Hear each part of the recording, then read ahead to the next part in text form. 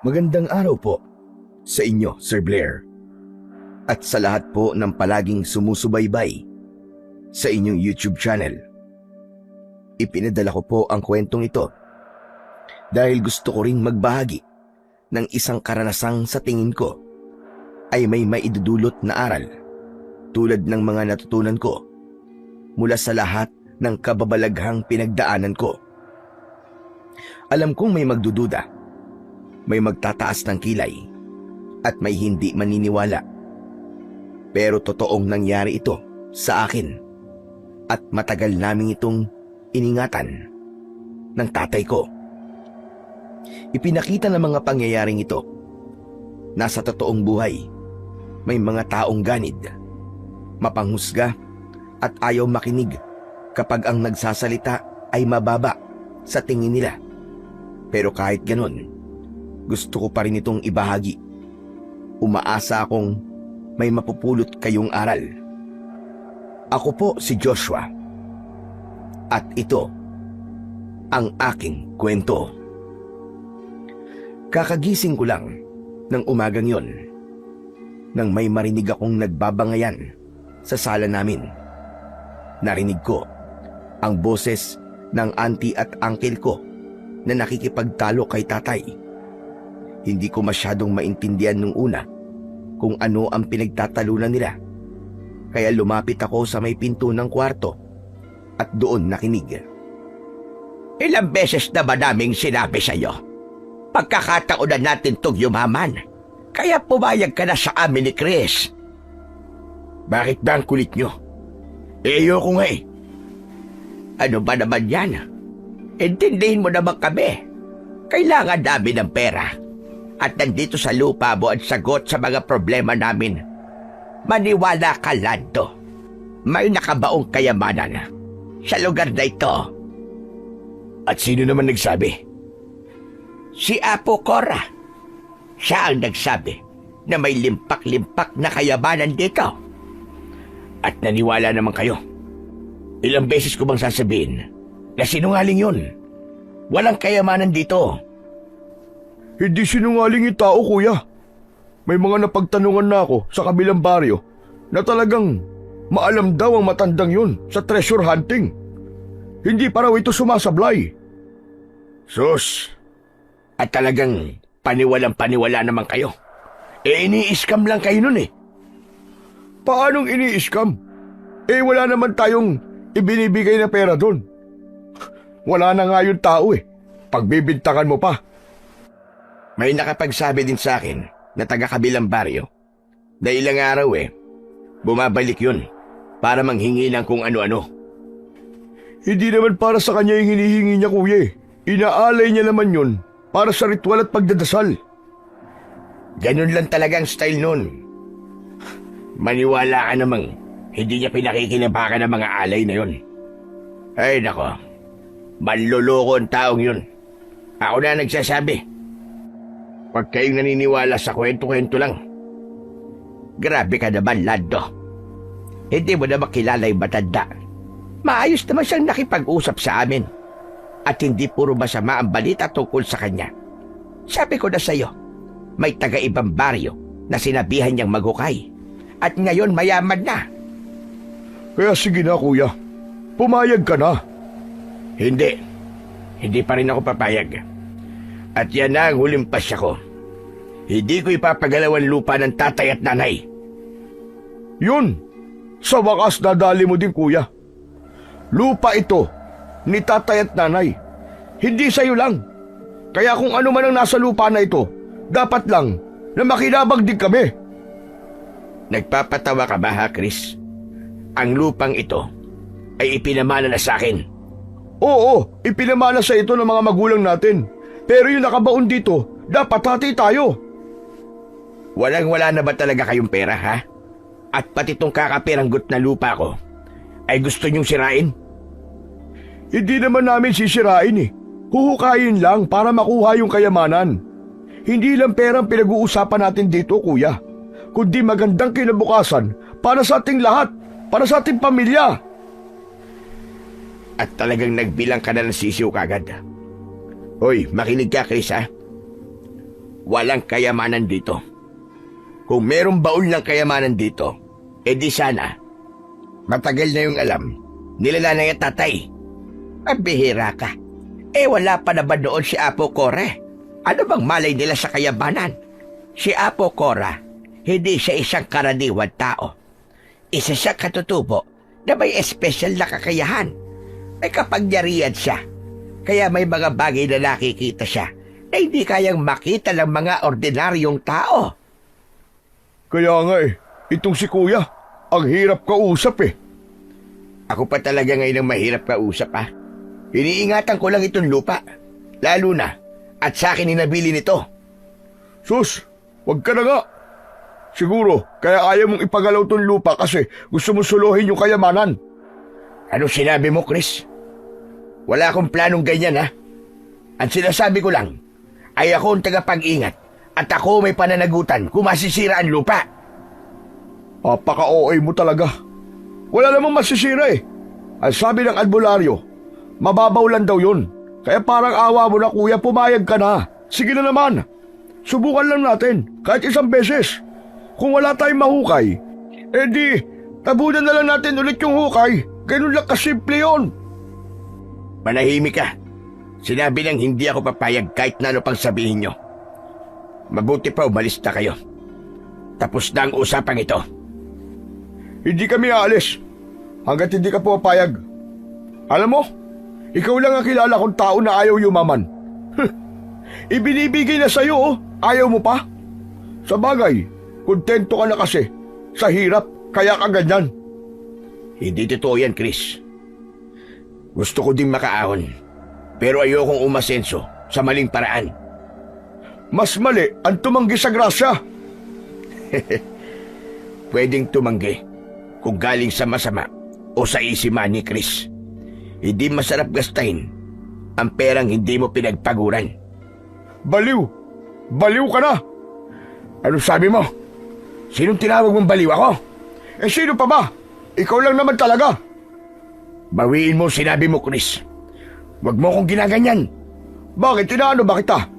Nagsasabi lang naman ako ng totoo Umayos ka. Huwag mo akong pakitaan ng masamang ugali. Dahil baka hindi ako makapagtimpi sa'yo. Baliw! Baliw ka!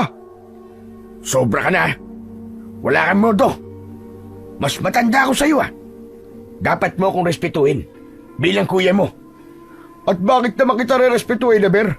Baliw ka Tapos, tama na yan, Chris. Tama na yan. Hindi ate.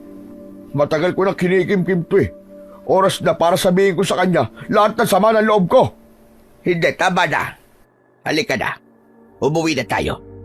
Huwag na natin pampalaki ng gulo dito. Sige lang ate. Hayaan mo siya. Sige. Sabihin mo sa akin. Ano bang problema mo? Noon pa man, akala mo, mas angat ka sabi ni ate na ikaw at superior at palaging may karapatang magdesisyon sa lahat. Ikaw palagi nasusunod at pinakikinggan ni na tatay na mabaliwala na yung pagiging panganay ni ate sa atin. Palaging ikaw na lang ang nasusunod. Hindi totoo yan sinasabi mo. Itatanggi mo pa? Paano mo nasabing hindi totoo, Sige nga. Alam mo sa sarili mo na tama ako. Gusto mo, ikaw ang palagi nasusunod. Gusto mo, ikaw ang pinakamatalino sa lahat. Pero sa totoo lang, hindi naman. Bobo ka! Bobo! Narinig kong biglang may kumalabog sa sala. Kinabahan ako, kaya mabilis akong lumabas at nakita ko ang uncle ko na hawak ang kanyang mga labi. May dugo. Hula ko ay sinuntok siya ni tatay. Akala mo hindi kita lalabanan? Matagal ko nang gustong gawin to! Bago pa man makasagot si tatay, mabilis na umatake si Uncle Chris. Isang suntok ang agad na tumama, diretso sa panga ni tatay. Muntik na siyang bumulagta, mabuti na lang at nakahawak siya sa upuan. Hayop ka! Ganito ba talaga ang gusto mo? Muling tumayo ng tuwid si tatay at inambahan ng isa pang suntok ang kapatid niya. Ano ba? Tama na yan! Tumigil na kayo! Tigilan nyo na yan! Para naman kayo mga bata, ano ba? Tama na! Pero parehas silang hindi nakinig. Wala ng ate at kuya sa oras na yon. Mas lalong tumaas ang tensyon sa pagitan nilang tatlo. Muli na namang sumugod si Uncle Chris. Nahawakan nito ang kwelyo ni tatay. Pinilit namang inalis ni tatay ang kamay ng kapatid niya. Subalit, sadyang mas malakas ito kumpara kay tatay. Makinig kang mabuti. Huhukayin namin ang lupang to. Gusto mo man o hindi. At kung ayaw mo pakiusapan ng matino, mapipilitan ako gumamit ng maras na paraan para makuha ang gusto ko. Pinagbabantaan mo ba ako, Chris? Hindi. Hindi pagbabanta yun. Gagawin ko yan kung talagang magmamatigas ka. Tama na, Chris. Tara na. Umuwi na tayo. Sandali lang ate, hindi pa ako tapos. Alam natin pareho na may karapatan pa rin kami sa lupang ito. Kaya kapag nakahukay kami ng kayamanan dito, hindi talaga kita bibigyan. Anong karapatan ang sinasabi mo? Magkakademandahan tayo kapag pinilit niyong gusto niyo. Kaya huwag niyong pakialaman ang lupa ko. At sa tingin mo, masisindak mo ako sa ganyang pananakot mo? E di magdemanda ka! Ulol! Saan ka naman kukuha ng panggastos sa abogado at sa pagsasampa ng kaso, Aber? Natahimik si tatay. Nakita ko ang pagkunot ng mga noo niya. Alam kong tinitimpi niya ang galit. Halika na, Chris. Tara na. Umuwi na tayo. Tumalikod ang dalawa at naglakad palabas ng bahay. Tahimik, nananatili sa sala si tatay. Naupo siya sa isang lumang silya. Tulala at parang nasa ibang mundo.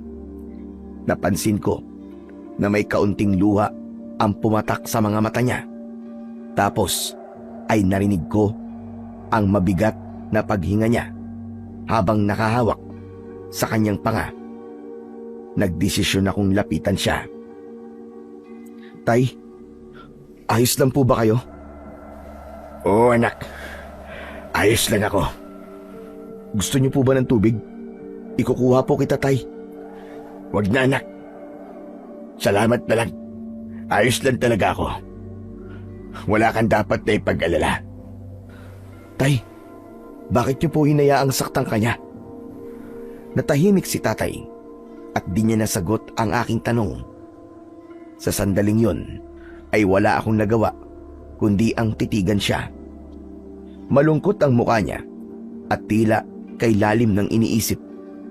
Pero sa totoo lang, ako man ay naguguluhan kung bakit ayaw niyang subukan na ipahukay yung sinasabing kayamanan sa lupa namin.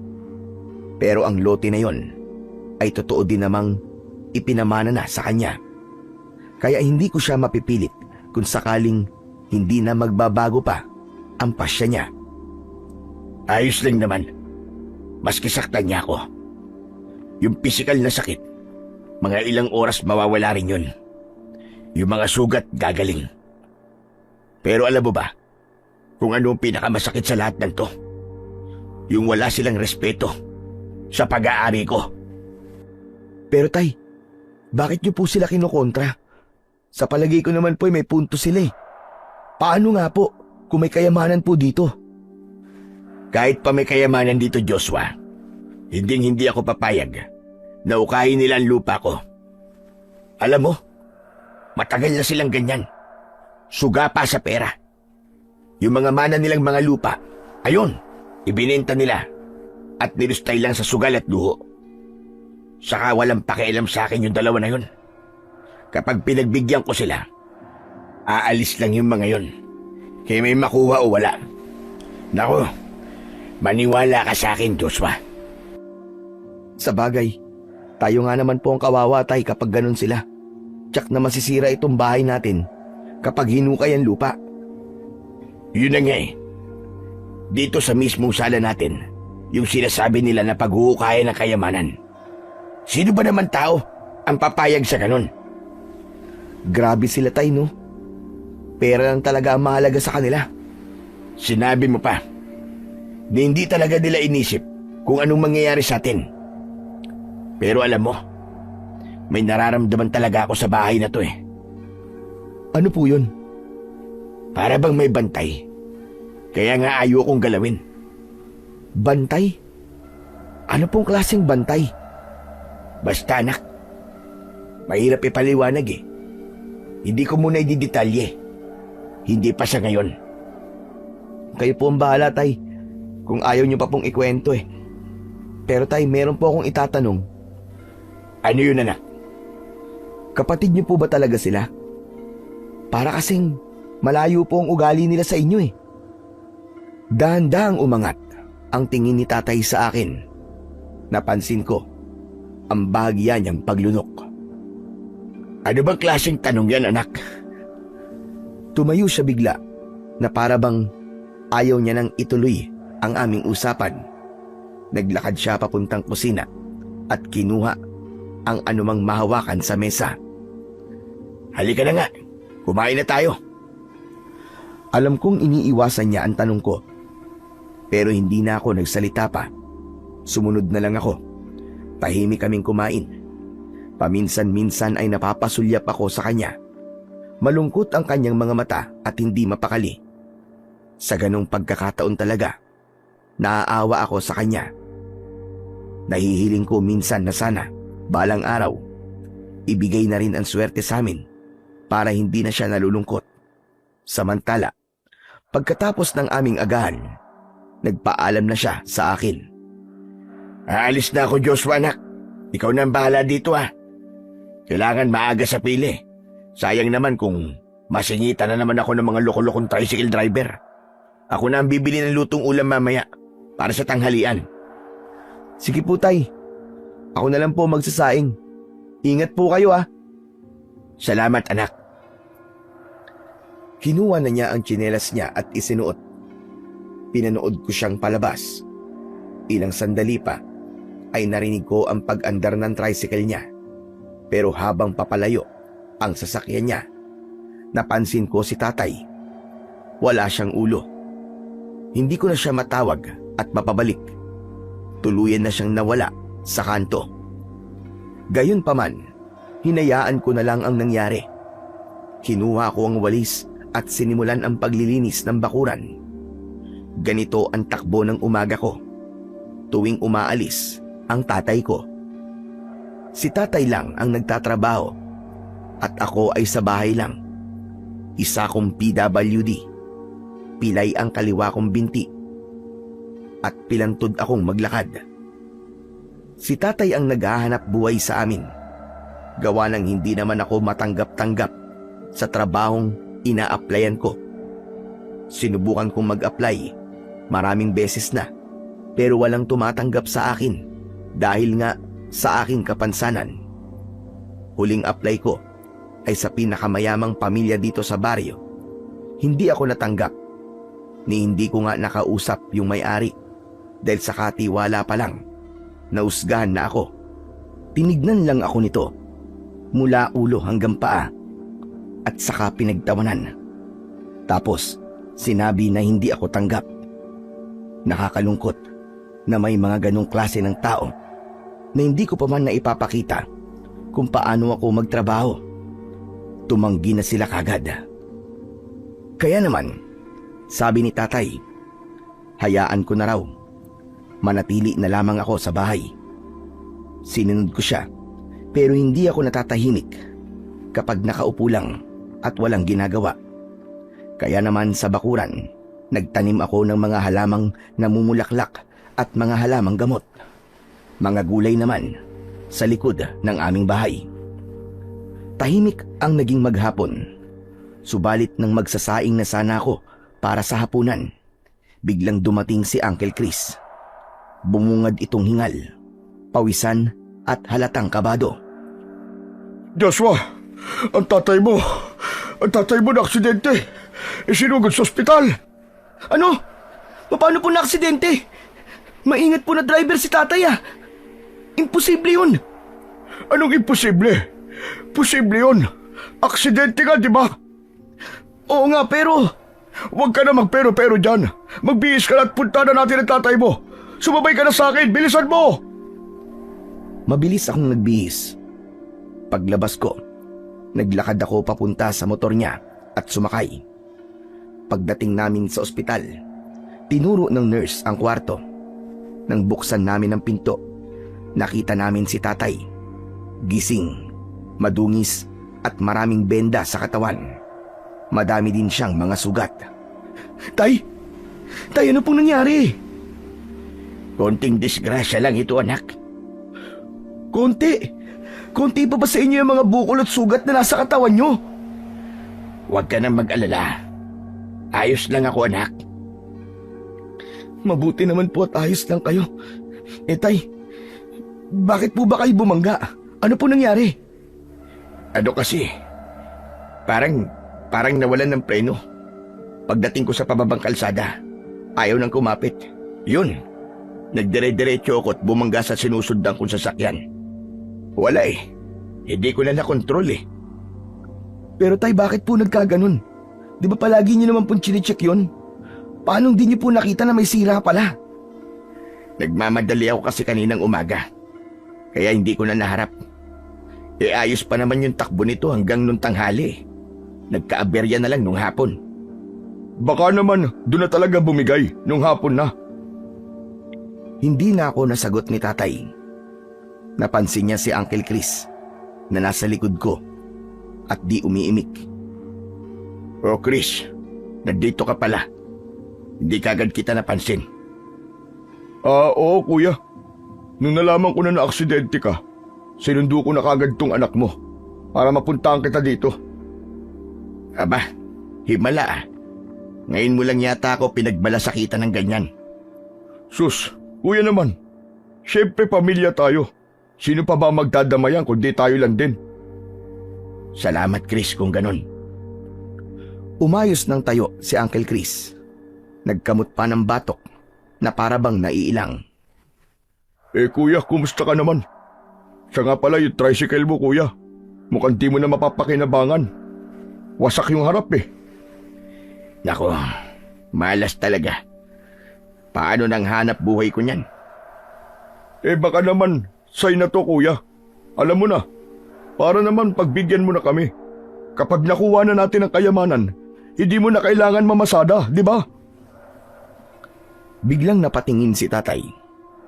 Kita ko agad na hindi maganda ang dating sa kanya nang sinabi ni Uncle Chris. Chris, pwede bang wag mong isingit ang usapang yan dito? Puro yan na lang ang iniisip mo eh. Hindi naman sa ganun, kuya. Naisip ko lang naman kasi, di ba, wasak na yung tricycle mo. Oh, sige nga. Paano na kayo ni Joshua ngayon kung wala ka ng trabaho? Ito na yung sagot, kuya. Kahit na, Chris. Sinabi ko na sa inyo, hindi ako papayag at paninindigan ko yon kahit maghirap pa kami ng anak ko. Ikaw naman, kuya. Ang sa akin lang, suggestion lang naman. Kung ako sa iyo mag-iisip-isip na ako. Tadhana nang gumagawa ng paraan para iparealize sa iyo na ito ang kailangan mo. Kayamanan, kuya. Pera. Limpak-limpak na salapi. Tumahimik ka nga. Hindi ako papayag. Ganon? Teka lang. Matanong kita. Ano ba talagang iniingatan mo sa lupang yun, ha? Bakit ayaw mo? Ano bang meron? Bakit mas mahalaga pa sa iyo yung lupa kaysa sa buhay mo at ng anak mo? Umuwi ka na, Chris. Pagod na ako. Gusto ko na magpahinga. Bakit hindi mo ako masagot, ha? Siguro may tinatago ka sa amin, no? Tama na. Tama na, Chris. Wala akong dapat na ipaliwanag sa'yo. Uncle, siguro nga mas mabuti pang umalis na po muna kayo. Hayaan na lang po muna natin si tatay na makapagpahinga. Oo nga. O sige, aalis na ako. Bahala kayo sa buhay niyo. Bigla siyang tumalikod at dire-diretsyong lumabas ng pinto.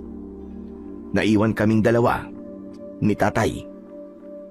Narinig ko yung mahina at mabagal na paghinga niya. Napansin kong naniningkit din ang kanyang mga mata.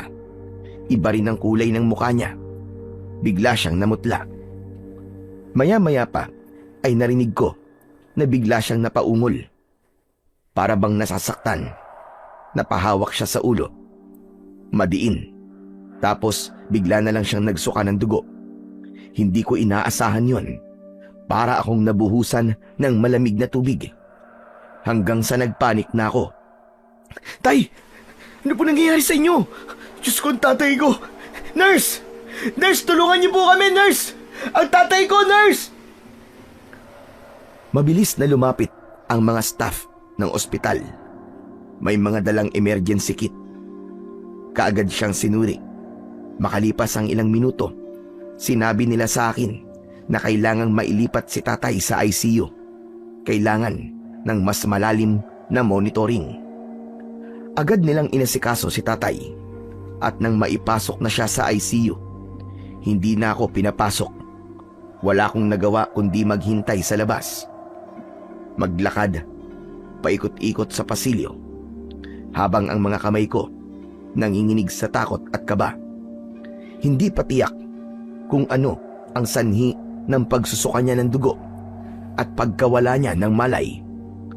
Posible daw na delayed symptom mula sa impact ng aksidente o biglang pagtaas ng pressure sa ulo. Kailangan ng iba pang test, scans at 24 oras na monitoring. Ang sabi, kailangan kong maghanda ng pera para sa mga gamot niya. At ang pinakamasakit pa na sinabi sa akin, hindi nila alam kung kailan siya magigising. Habang nakaupo ako sa malamig na bangko sa labas ng ICU, napapaiyak na ako. Paulit-ulit kong tinatanong sa sarili ko kung saan ako kukuha ng pera para kay tatay.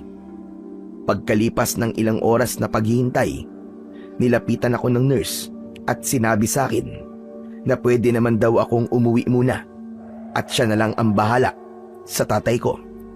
At bumalik na lamang ako kinabukasan. Wala akong magawa kundi ang sundin siya. Pagka-uwi ko, madilim ang bahay. Binuksan ko ang ilaw sa sala at doon ako napaiyak ng tahimik. Natatakot ako sa posibilidad na hindi na magising ang tatay ko. At natatakot din ako na baka wala din akong maitulong sa kanya dahil sa kalagayan ko. Wala akong mahihinga ng tulong bukod kina Uncle Chris at Auntie Corazon. Pero sa palagay ko, tatanggi ang dalawa na yon. Napatulala ako, tapos ay biglang napatingin sa sahig. Totoo kaya yung sinasabi nila? May nakabaon ba talaga dito? Kung ipahukay ko kaya? Napakamot ako sa ulo. Alam kong wala akong karapatang magdesisyon sa lupa. Pero wala na akong ibang maisip na paraan kung paano matutulungan ang tatay ko. Diyos ko, tulungan niyo ako. Ituro niyo po sa akin kung ano ang gagawin ko. Napasandal ako sa upuan. Napapikit. Pilit kong pinapakalma ang sarili ko. Kahit na ang totoo, nanginginig pa rin yung mga kamay ko. Alam kong walang tutulong sa akin at mas lalong walang magpapahiram sa akin ng pera. Unti-unti, para akong nauupos na kandila. Habang mag-isa, ramdam ko yung takot na baka wala na nga akong magawa para sa kanya. Na baka huli na ang lahat bago pa ako magkapera. Alam ko, kailangan ko na talagang magdesisyon. Kailangan ko nang mamili. Samantala, habang nagmumuni-muni ako, may narinig akong kumatok sa pinto. Mabilis akong tumayo para buksan ito. Nakita ko si Uncle Chris at Auntie Corazon. Kayo po pala. Ano pong kailangan nyo? Galing kami kanina sa ospital. Nalaman namin na nasa ICU ang tatay mo. Mukhang kakailanganin mo ng maraming pera pambayad sa ospital. Anong plano mo, Joshua? Yun na nga eh. Wala pa po ako naiisip na plano. Hindi ko nga po alam kung saan ako kukuha ng pera eh. Bigla silang nagkatinginan na dalawa. Tapos, halos sabay na tumingin sa akin. Napag-usapan na namin ito ni ate. Ipapahukay na namin yung kayamanan. Po, Tama ka na narinig, Joshua. Yan na lang ang pag-asa mo talaga para matulungan mo ang tatay mo. pero Uncle Chris, Huwag ka na magdalawang isip pa, iho. Nasa bingit na nakabatay ng tatay mo. pero ante, sigurado po magagalit si tatay kapag ginawa natin yun. Baka pati po ako. Hindi niya po mapatawad. Anak, mas importante pa ba yon kaysa sa buhay niya? Hindi ba mas mabuting magalit na lang siya, pero at least buhay siya, kaysa naman mamatay siya, hindi ba? O di ba? Habang buhay mong konsensya yon. Kaya nga, tama si ate. Saka gagawin mo lang naman yun para iligtas siya. Sa tingin mo ba, hindi niya maiintindihan yun? Pero wala po akong pera na maitutulong sa pagpapahukay po kung sakali. Ano ka ba? Kami nang bahala sa gastos sa pagpapahukay. Wala ka nang dapat na alalahanin doon. Ang kailangan lang namin ay pumayag ka. Tama. At kung wala mong mahukay, edi wala. Pero huwag kang mag-alala. Kasama mo kami ng uncle mo. Hindi ka namin pababayaan.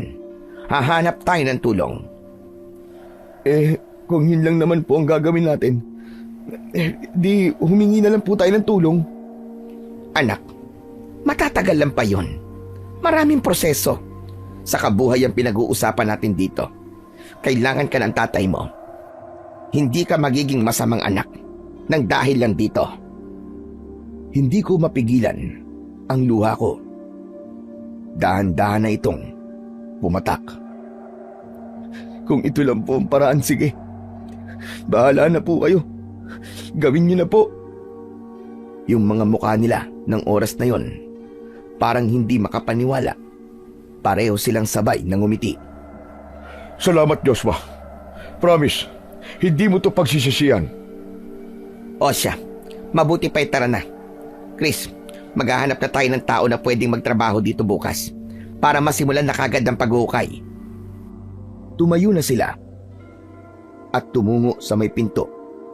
Pero bago pa sila makaalis, lumingon sa akin si Auntie. Huwag kang mag-alala, Owa.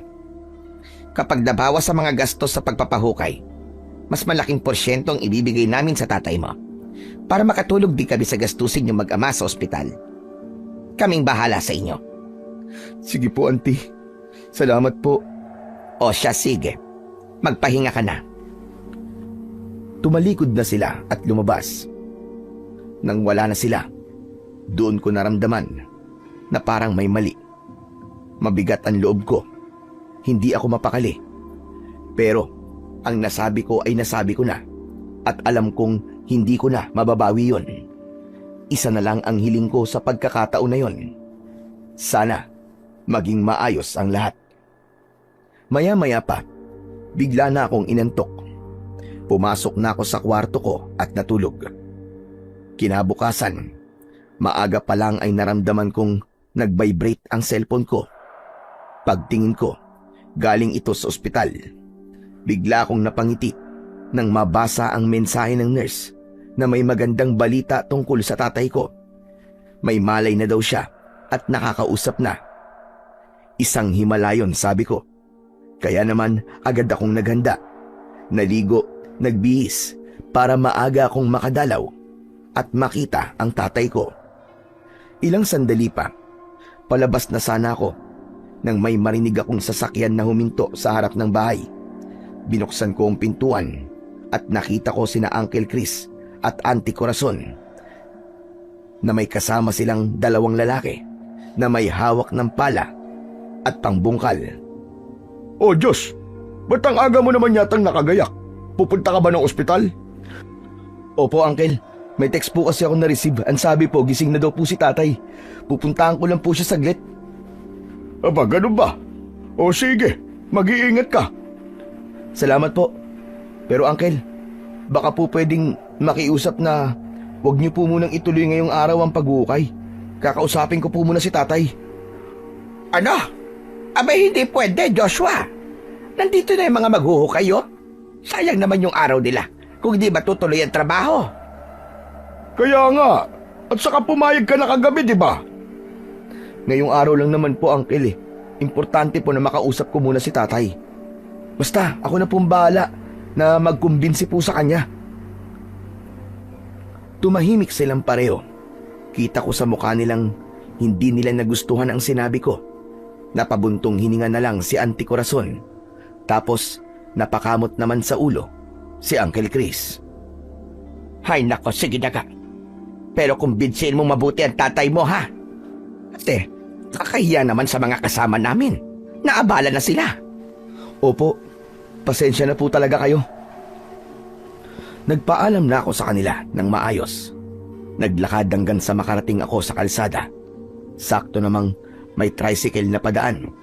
Doon na ako sumakay para magpahatid sa ospital sa bayan. Pagdating ko sa ospital, diretso na ako sa nurse station. Pinayagan akong pumasok sa ICU. Anak, Tay, kumusta na po ang pakiramdam nyo? ayos naman na kahit papano. Ay, salamat, mabuti naman. Alam niyo po bang alalang-alala po ako sa inyo? Huwag ka nang mag-alala. At sabi sa akin ng doktor kanina, ayos naman na yung mga ibang laboratory ko. Ang hinihintay na lang ay yung MRI ko. Pero sa palagay ko ayos din naman yun. Kaya huwag ka nang mag-alala. Sige po. Pero tay, may problema po tayo. Malaki-laki po kasi ang kailangan nating bayaran dito sa ospital eh. Hindi ko po alam kung saan po tayo kukuha ng pambayad. Tulad ng sabi ko sa'yo, wala kang dapat na ipag-alala. May darating na biyaya sa atin, anak. Hindi tayo pababayaan ng Panginoon. Ano po? Ano pong biyaya ang paparating?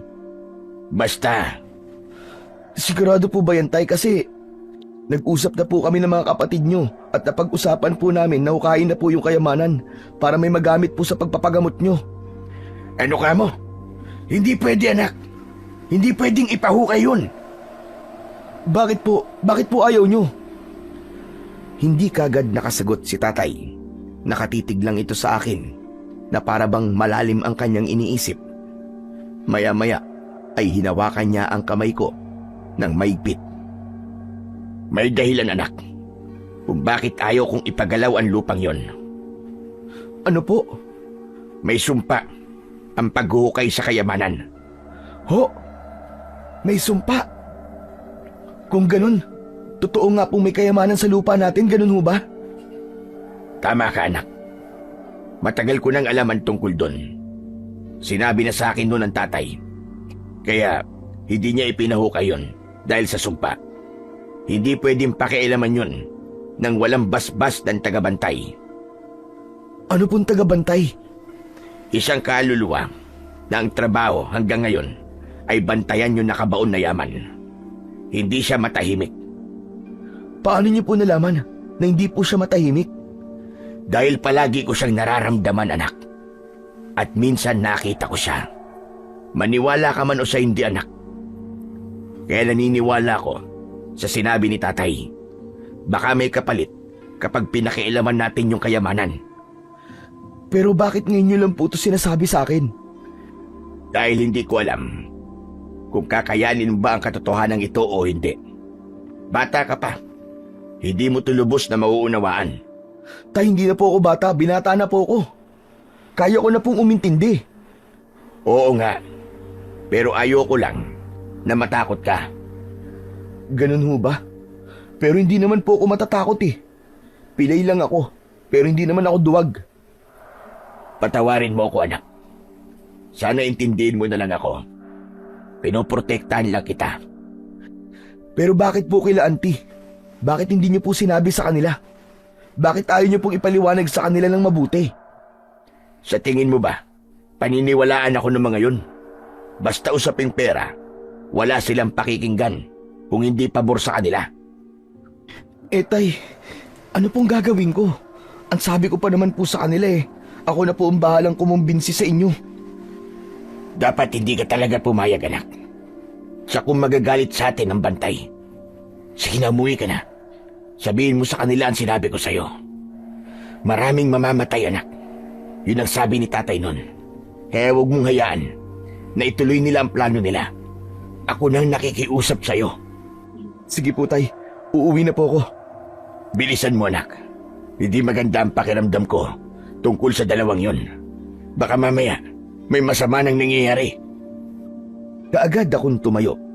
Pagkatapos sabihin yun sa akin ni tatay, hinawakan ko pa ang palad niya bago ko lumabas ng kwarto.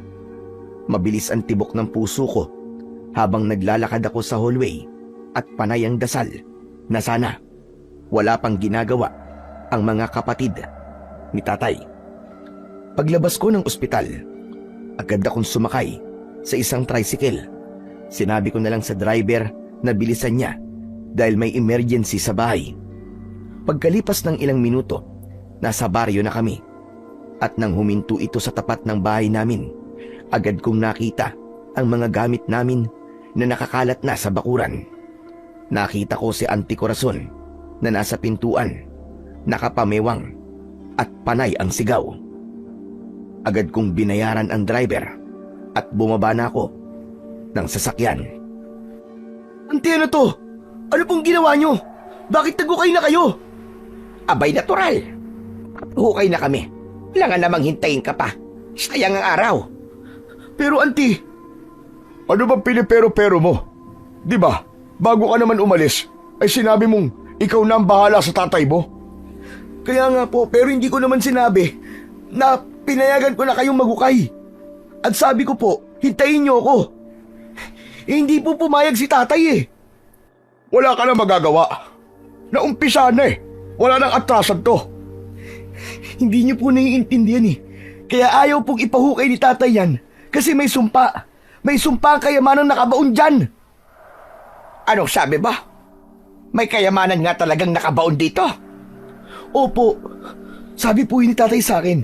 Matagal na pong alam ni tatay ang tungkol dito kasi mismong tatay niyo po nagsabi sa kanya. Yun lang, ayaw po talagang ipagalaw dahil sa sumpa.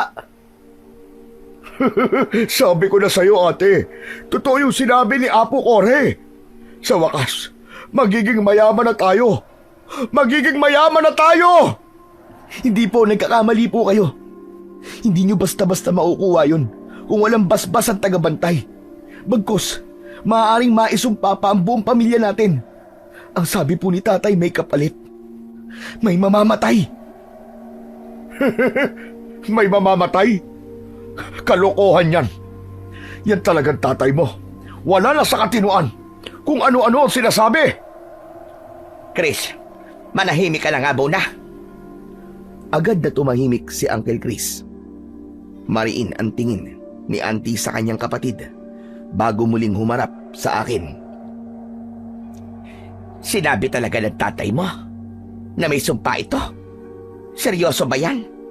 Opo, Auntie. Hindi po ako nagbibiro.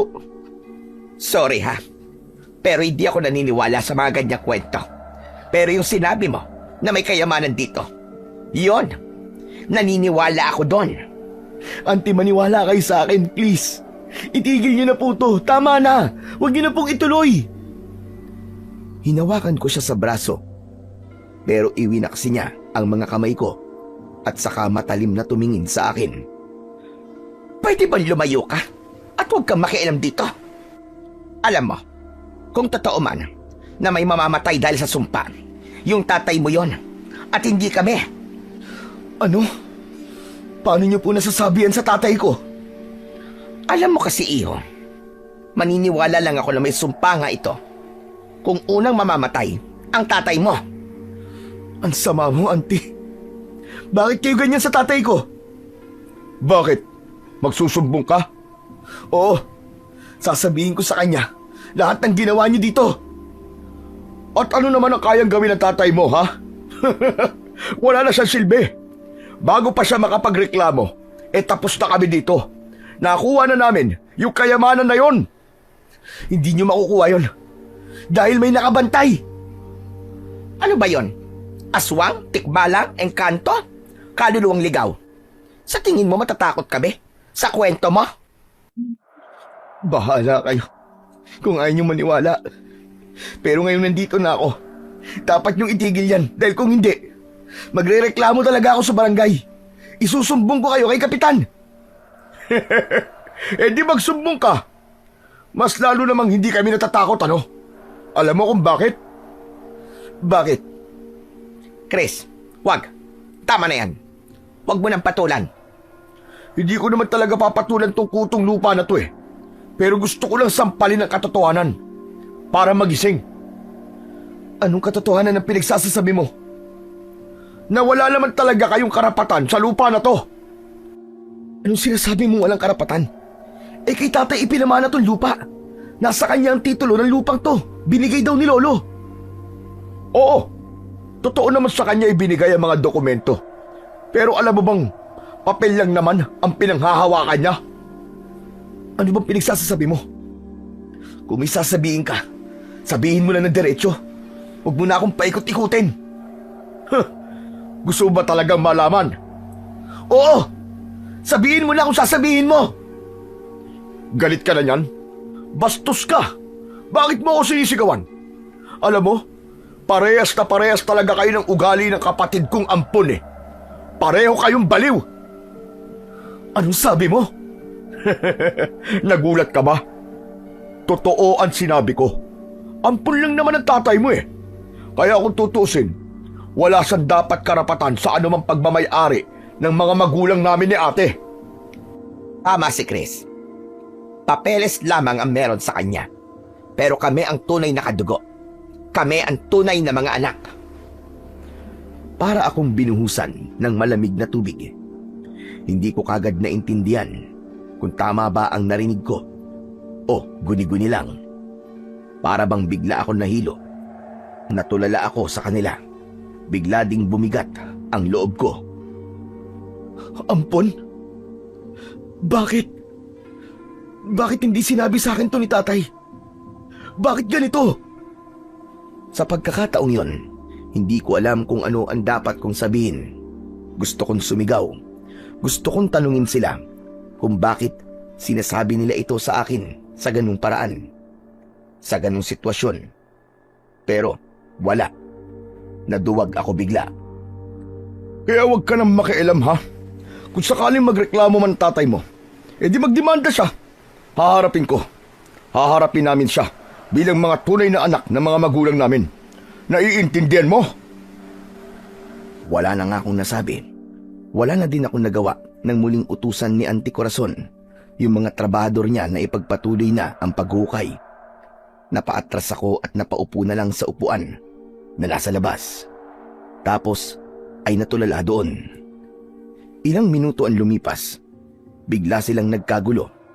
Narinig kong sinabi ni Auntie na nahimatay ang isa sa kanyang mga tauhan. Mabilis akong nakiusyoso. Lumapit ako sa hukay. Hindi pa naman ito ganong kalalim. Mga 2 metro pa lang. Kaya kitang-kita ko pa ang loob nang dumukwang ako. Ngunit pagtingin ko sa ibaba, nakita ko yung trabahador na nakahiga.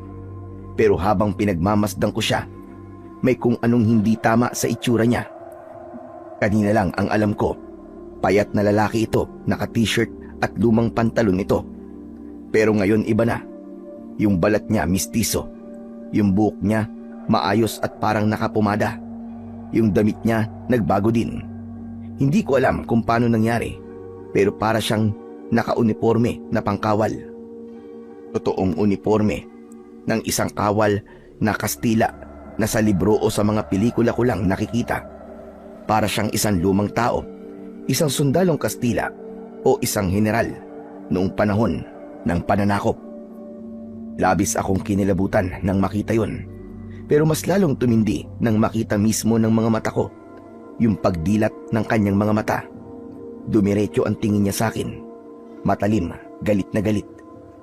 Meron siyang sinasabi at alam kong wikang Espanyol ang ginagamit niya. Nanlaki ang mga mata ko. Hindi ko alam mag-Espanyol, pero malinaw kong naiintindihan ang bawat salita na sinasabi niya. Gusto niyang ipahinto ang paghukay. Napalunok ako. Hindi ako makapagsalita. Tapos yung paligid parang pakiramdam ko biglang huminto. Tapos ay nagpatuloy siya. Ni hindi inalis ang tingin sa akin. Kung hindi ko raw siya susundin, iisa-isahin niyang papatayin ang mga kapamilya ko. Auntie, parang awa niyo na. Itigil niyo na to. Nagbabanta na yung bantay. Huwag daw tayo magukay dito. Papatayin niya tayo. Papatayin niya tayong lahat. Pagkasabi ko nito, yung trabahador biglang bumalik sa dati nitong itsura. Tapos may biglang humila sa braso ko. Inilayo niya ako doon. Pwede ba tumahimik ka? Hindi, Uncle.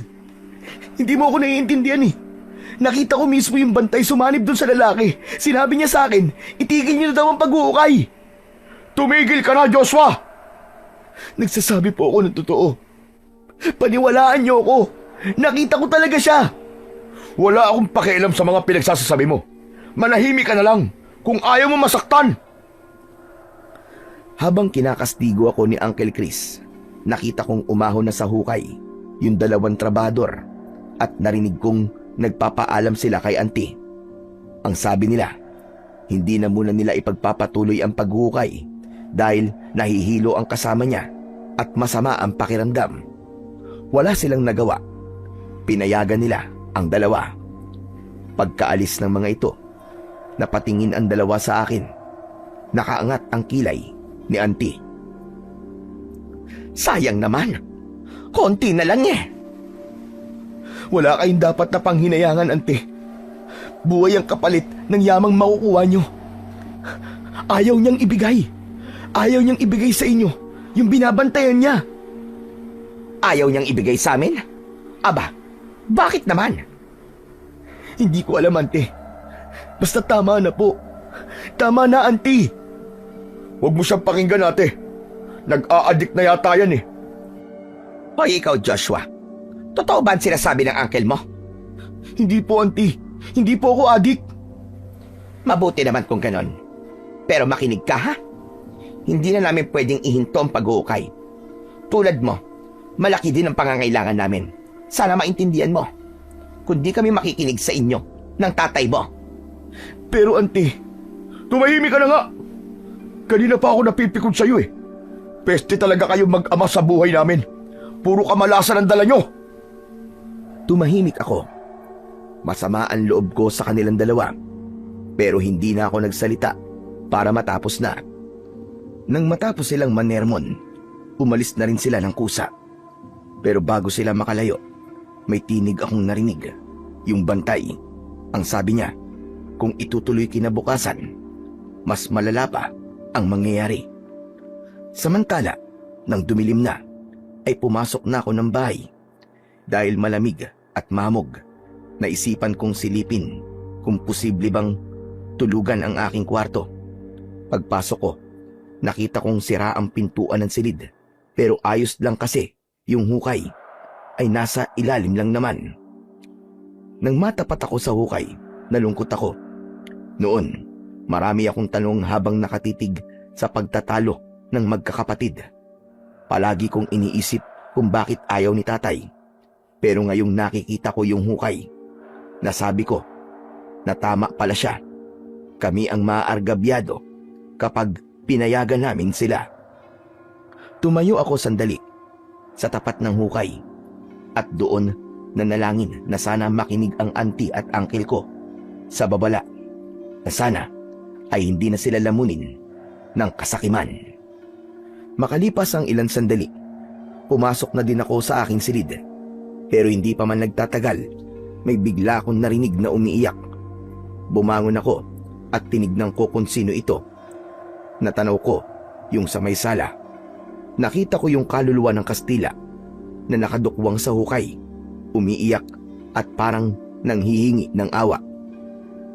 Hindi ako makagalaw, ni hindi makapagsalita. Pero ilang sandali, mukhang naramdaman ng kaluluwang yun ang tingin ko. Lumingon ito sa akin, saka siya biglang nawala. Grabe ang kilabot ko ng oras na yon. Ramdam ko yung pananayo ng balahibo ko at pakiramdam na para bang lumaki ang ulo ko. Sa takot ko, agad akong lumabas ng kwarto. Tumalon ako sa bintana at nanatili na lang sa labas hanggang sa mag-umaga. 7:00 nang makita kong may humintong sasakyan sa harap namin. Agad akong lumapit. Uncle, ano ba? Parang awa niyo na oh. Tama na to. Huwag ka nang umepal, Joshua. Tumabi ka nga dyan. Wala na akong nagawa nang dumiretso sila sa loob ng bakuran namin. Wala silang takot na parang sila pa ang may-ari ng bahay. Tumabi na lang ako at pinanood sila nang magsimula silang maghukay. Ngunit nang maalala ko si tatay, agad akong nagbihis. Tahimik akong pumasok ng kwarto at sa isang sulok doon ako pumuesto. Pero nang matapos akong gumayak, narinig kong nag-uusap si Uncle at isa niyang tauhan. Alam niyo bang, marami na talaga akong isinakripisyo para sa kayamanang nandyan. Kaya nga, never akong papayag. Nakahadlang ang mag-amang yun sa pag-uukay dito. Buti nga't gumana yung plano ko. Nasaktan at bigyan ng leksyon yung peke kong kapatid eh. May inutusan akong tao para sirain yung preno ng tricycle niya. Sayang nga eh, hindi pa natuluyan. Narinig kong sabay-sabay pa silang nagtawanan na akala mo'y hindi krimen ang kanilang ginawa. Masamang damo din yung Lando na yun eh. Hindi mamatay-matay. Pagkarinig ko nun, agad akong lumabas sa kwarto at sinugod si Uncle Chris. Hindi ako natakot kahit mahina ako o kahit may kapansanan ako. Gusto kong ipagtanggol si tatay laban sa kasamaan ng kanyang kapatid. Walang hiya ka! Ikaw pala may kagagawan nung kay tatay! Nasuntok ko siya nang hindi ko inaasahan. Tinamaan siya sa panga at napaurong.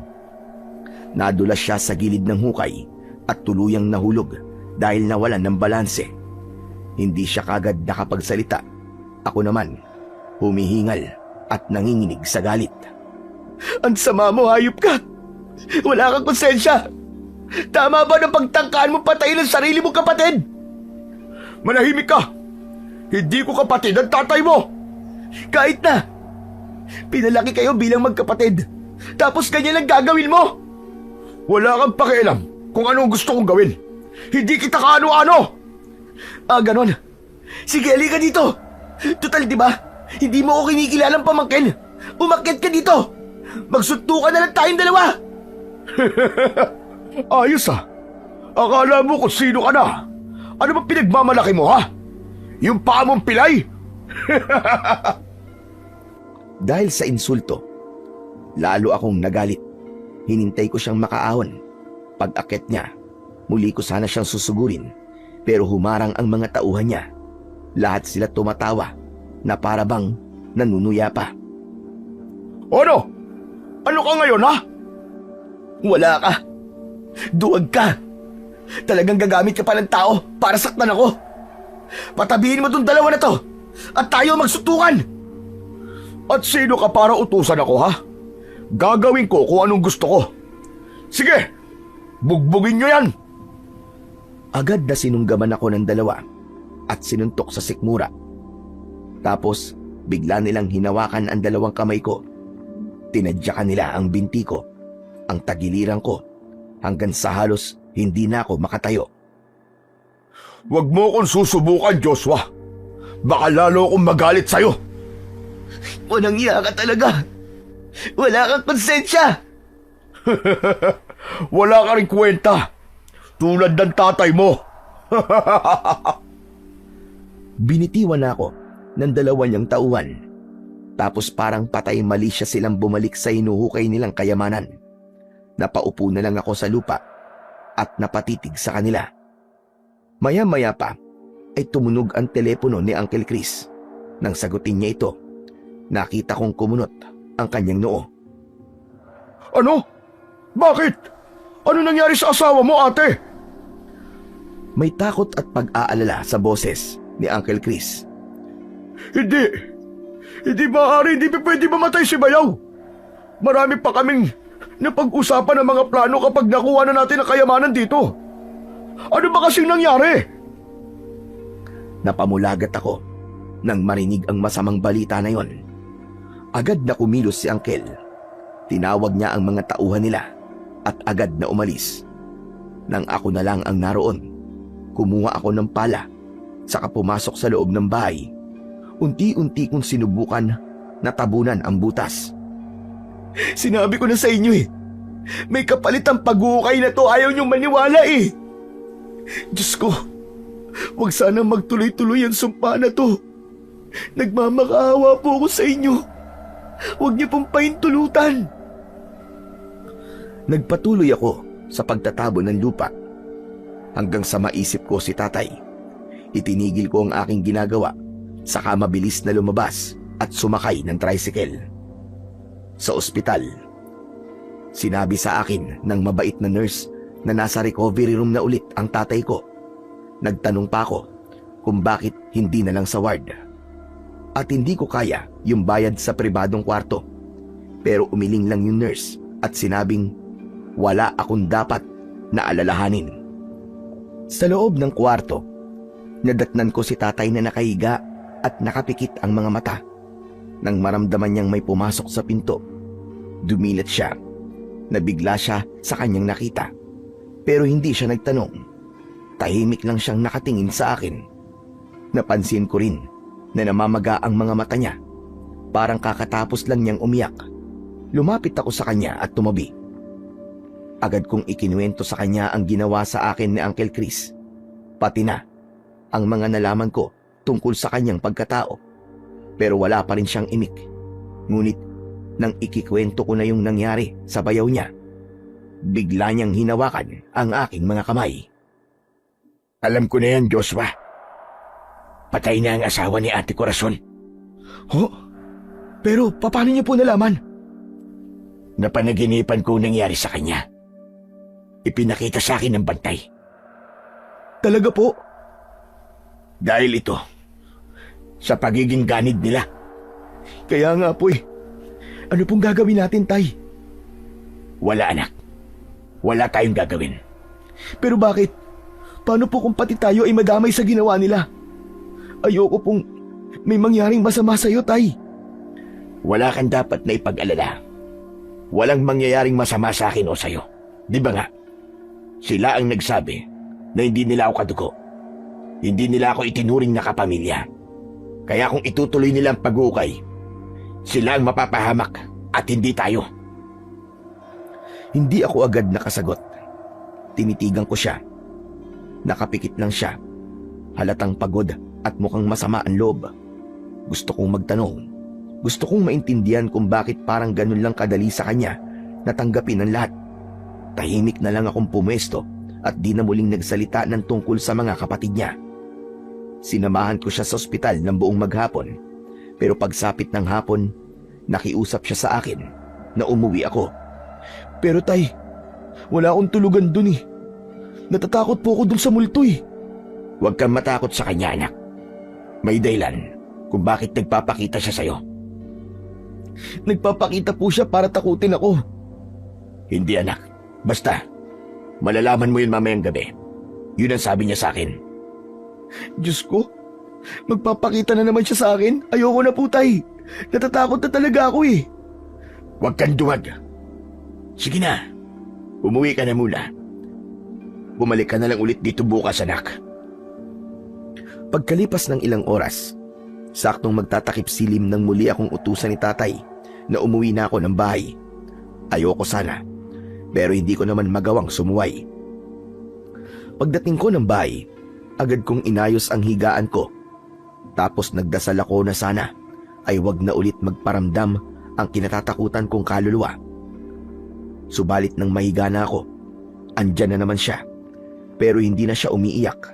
Nakatayo lang siya, nakatingin sa akin, hanggang sa bigla siyang gumalaw, nakalutang at papalapit sa aking kinaroroonan. Nagwika siya. Ang sabi niya, kunin ko daw ang pala at magsimula akong magukay. Ayoko po. Baka mamaya kami naman po ni tatay ang parusahan niyo. Pero hindi niya ako tinigilan. Hanggang sa hindi ko namalayan, gumalaw na ang katawan ko na parabang wala akong sariling kontrol. Naglakad ang mga paa ko papunta sa hukay. Kinuha ko ang pala kahit nanginginig ang mga kamay ko at nagsimula akong magukay. Ilang minuto lang ang lumipas, biglang tumama ang pala sa isang matigas na bagay. Napahinto ako. Dahan-dahan akong lumod at sinimulang alisin ang lupa. Nagsalita yung Kastila sa wikang nauunawaan ko. Ito ang matagal ko nang hinihintay. Sa wakas, nahanap na rin kita. ang tunay na tagapagmana ng kayamanan. Napalingon ako sa kanya. Hindi ako makapaniwala sa aking narinig. Inutusan niya akong ipagpatuloy ang paghukay at sa loob ng ilang minuto, tuluyan ko nahila palabas ang bagay na yon. Ngunit pag-angat ko, nadismaya ko sa aking nakita. Ito ba ang kayamanang iniingatan at binabantayan mo? Isang tungkod? Sabihin mo nga sa akin. Joke time ba to? Nanluloko ka lang ba? Saktong pagsabi ko nito, bigla akong napasok sa tungkod. Aray ko! Ang init! Bigla akong nabitiwan ito. Subalit, hindi ito nahulog sa lupa. Lumutang ito sa harap ko. Tapos ay nagliwanag na para bang may apoy, pero hindi naman nasusunog. Makinig kang mabuti. Hindi yan ordinaryong tungkod. Yan ang pinaniniwalaan tungkod ng propetang si Moises. Yan ang gamit niya nang umakyat siya ng bundok ng Sinai. Isang banal na bagay na itinago ng mga unang manlalakbay at kalaunan ay napunta sa mga kamay ng mga mananakop. Teka, sandali lang. Ano sabi mo? Tungkod ito ni Moises? Pero paano napunta to dito? Ninakaw ko yan mula sa isang lumang monasteryong lihim na nag-iingat ng mga banal na kagamitan. Kinuha ko ito para gamitin sana sa digmaan dito sa Pilipinas. Pero nabigo ako. Oh, bakit naman? Dahil ang kapangyarihan ng banal na bagay na yan ay para lamang sa mga taong may malinis na puso at mabuting hangarin. Hindi ako karapat-dapat. Hindi ko ito magamit. Imbis na tulungan ako niyan, isang sumpa ang napunta sa akin. Ang maging tagapagbantay nito hanggang sa aking kamatayan. At saka lang ako makakalaya kapag yung mismong tungkod na ang pumili ng bagong tagapag-ingat. At ikaw yun. Pero, bakit ako? Bakit sa akin mo ibibigay? Ano bang meron sa akin? Dahil ikaw ang binatang sagrado. Ano? Sagrado? Ako? Paano nangyari yun? Hindi naman ako... Wala akong alam. Hindi mo kailangan maintindihan lahat sa ngayon. Basta tanggapin mo na lang. Kakailanganin mo yan. At saka kailangan nating sumunod. Ikaw ang itinakda na susunod na magmamay-ari ng tungkod. Sandali. Pinagtitripan mo ba ako? Makinig ka sa akin, bata. Hindi ako nagbibiro. Nararamdaman ko, may papalapit na panganib sa baryong ito. Kailangan nila ng tagapagligtas at ikaw yun. Ikaw ang lalaban sa kasamaan. Ano? Ako lalaban sa kasamaan? Paano ko naman magagawa yun? Nakikita mo naman pilay ako. Mahina ako. At sino bang nagsabi na isa kang pilay? Napakunot ang noo ko sa sinabi ng multo. Natural ako. Ipinanganak akong ganito eh. Kita mo naman, di ba? Sige, tumayo ka. Hindi ko alam kung bakit, pero sumunod ako. Tumayo ako at sinubukan kong maglakad. Nakalakad ako ng diretso. Hala! Ano nangyari? Nakakalakad ako ng maayos. Paano nangyari to? Yan ang unang tanda para ipakita sa iyo na ang tungkod ay isang makapangyarihang bagay. Kaya kunin mo na yan. Mas umigting ang liwanag na nagmumula sa tungkod. Lumutang ito papalapit sa akin ng dahan-dahan at nang tuluyang makalapit, hinawakan ko ito. At sa sandaling yon, sumabog ang mas nakakasilaw na liwanag. Kasabay na nararamdaman ko ang banayad na kuryenteng dumadaloy sa aking katawan. Hindi ako natakot. Para bang may bumubulong sa akin. Natiisin ko ito. Tanggapin. At hayaan. Napapikit ako. At habang nakapikit, ramdam ko na unti-unti ang paglakas ng aking katawan. Pakiramdam ko, para akong muling ipinanganak. Tapos bigla ko narinig ang huling winika ng Kastila. Salamat. Sa wakas ngayon ay malaya na ako. Salamat sa iyo, sagradong binata. Nang imulat ko ang aking mga mata, wala na ang nakakasilaw na liwanag. Wala na din yung kaluluwa ng Kastila. Naiwan akong mag-isa sa gitna ng hukay. Hawak ang isang makapangyarihang tungkod. Pagkatapos ng nakakamanghang pangyayaring yon, nagpahinga ako. Itinabi ko ang tungkod sa aking higaan. Pumikit ako. Hindi ko alam kung dapat ba akong matakot, matuwa o malungkot. Pero isang bagay lang ang malinaw. Hindi na magiging pareho ang buhay ko simula ng gabing yon. Kinabukasan, maaga akong pumunta sa ospital. Nang makarating ako, agad na ibinalita ng nurse na bigyan na ng discharge papers ang tatay ko. Ang sabi nila, isang himala daw yung nangyari sa kanya. Halos hindi sila makapaniwala sa mabilis na paggaling niya sa loob lamang ng ilang araw. Samantala, sinabi sa akin kagad ng mabait na nurse na asikasuhin ko na ang mga papeles sa social worker para mabawasan ang bayarin sa ospital. Natuwa ako ng labis dahil itinuro niya sa akin ang lahat ng dapat kong gawin. Ngunit mas lalo ko natuwa nang sabihin niyang ang matitirang bayarin ay sila na ng asawa niyang doktor ang bahalang magbayad. Naku talaga po, tutulungan niyo po kami. Pero bakit po? Bakit po ang bait-bait niyo po sa amin?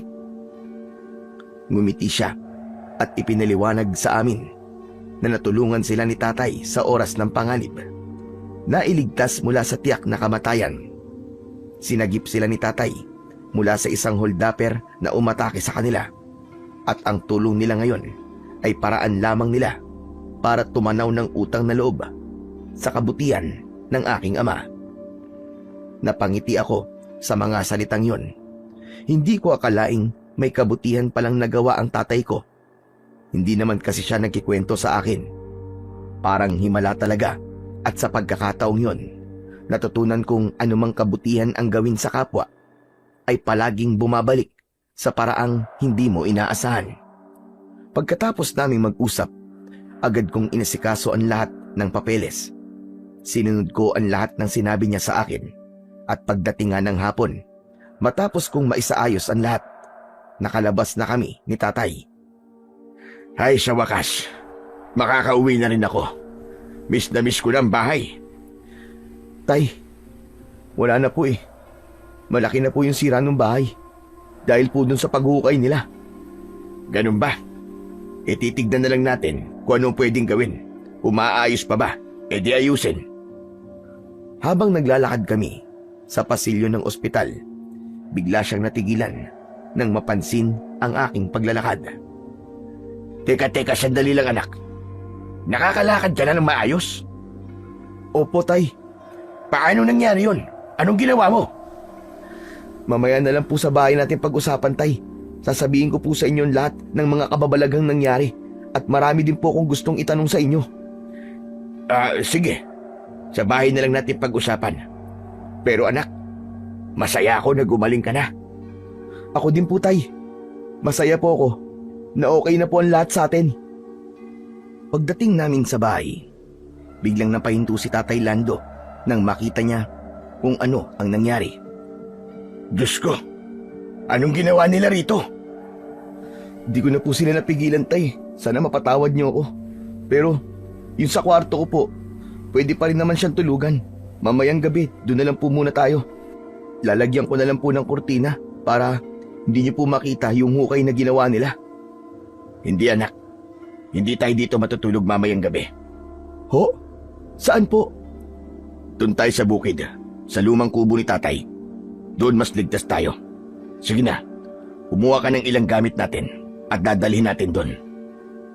Pagkasabi nun, ay agad akong sumunod. Kumuha ako ng isang bayong na malaki at naglagay doon ng ilang pirasong plato, baso, kaldero at iba pang mahahalagang gamit. Nang matapos ay saka ulit kami naglakad papunta sa bukid.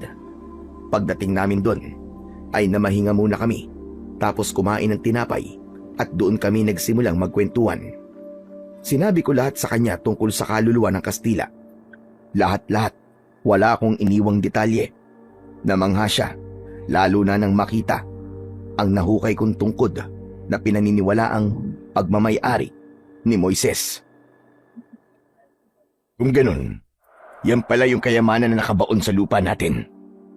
Wala naman kasi siyang nabanggit nung mapanaginipan ko siya. Natungkod pala. Pero sabi niya, may ibibigay siya sa'yo. Nagulat din po kayo, no? Hindi siya literal na yaman o ginto. Pero ang sabi ng bantay, mahalaga daw ito at magagamit ko sa oras ng panganib.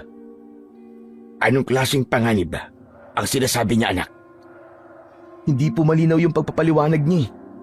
May tanong ako na ayaw niyang sagutin. Basta meron daw pong paparating. Kaya yon, tinanggap ko po.